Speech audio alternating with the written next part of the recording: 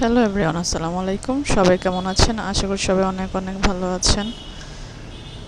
আসলে ভালো থাকা যায় না, বর্তমান পরিস্থিতি খুবই খারাপ।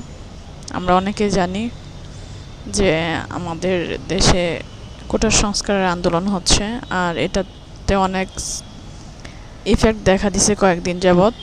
অনেক দিন মানে এটা হচ্ছে 4-5 দিন থেকেই হচ্ছিল, কিন্তু এখন যে ভয়াবহ আকার ধারণ করছে খুবই দুঃখজনক। যাই হোক, সবাই ভালো থাকুক এ প্রত্যাশাই করি। দেখেন রাস্তাঘাট একদম ফাঁকা, তেমন গাড়ি ঘোড়া কিন্তু চলতেছে না আজকে। এই রিক্সা বা ছোট ছোট যে গাড়িগুলো আছে সেগুলো চলতেছে, রিক্সা, সিএনজি, এগুলো।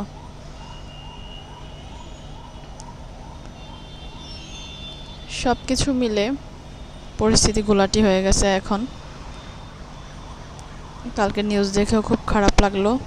আশা করি এই প্রবলেমগুলো খুব তাড়াতাড়ি সলভ হয়ে যাবে,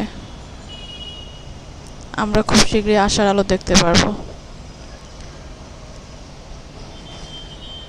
তো অ্যানাদার আর একটা ভিডিও নিয়ে চলে আসলাম।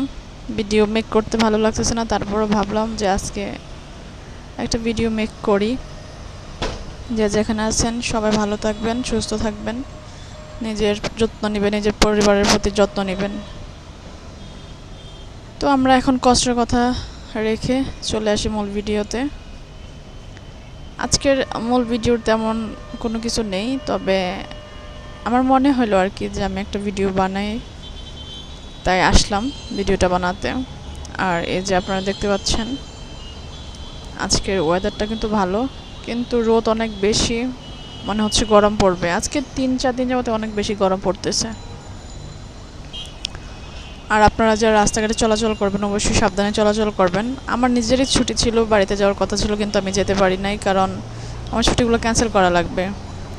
যেহেতু গাড়ি চলতেছে না বেশি একটা, তো যেতে পারবো না,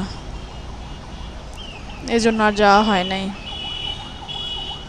পরিশেষে বলতে চাই যেন সব কিছু ভালো থাকে, ইনশাল্লাহ। সব কিছু ভালো থাকলে, দেশের পরিস্থিতি ভালো থাকলে, ভালো হলে হয়তো বা ছুটি নিয়ে আবার যাব বাড়িতে।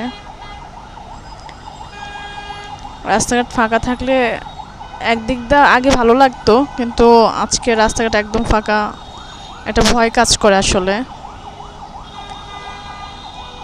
আমি আশা করব সরকার যেন সুষ্ঠুভাবে এটাকে ওভারকাম করতে পারে, এবং যেটা ন্যায় সেটার যেন ন্যায় বিচার এবং সত্যের জন্য জয় হয়, সেটা আমি সবসময় চাইব। দিন শেষে আমরা সবাই সবার, কেউ কারো পর না। অতএব আমাদের দরকার সবাই সবার পাশে থাকা এবং কারো ক্ষতি হোক এমন কোনো কাজ না করা।